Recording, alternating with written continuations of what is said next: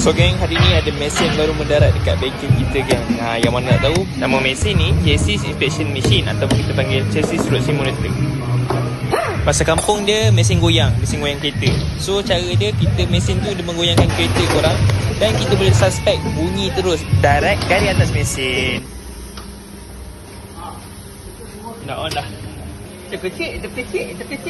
Kalau ada bunyi terkecil.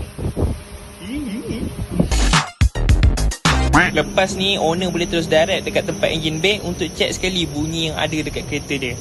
So memudahkan kerja kita orang untuk explain pada customer apa yang rosak, seperti sistem suspension dan macam-macam lagi yang mengeluarkan bunyi.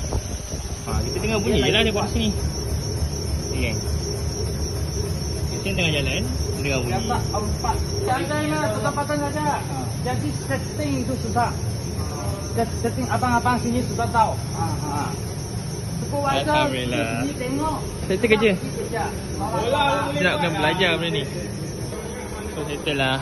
Nanti kita buat lagi video pasal kereta ni. So nanti kita akan testing kereta-kereta yang akan masuk, akan test benda ni. Kita dah tengah belajar apa semua dalam sesi pembelajaran. Jadi tak ada apa dah. Alhamdulillah mesin saya terpasang. Nak kena tambah wayar something. Itu je. Bye. Assalamualaikum. Terima kasih. Bye. Sini. Atas sini. Semua bye-bye. Cuci kereta. Pasal ada mesin ni pula. I'm sorry. Bye-bye.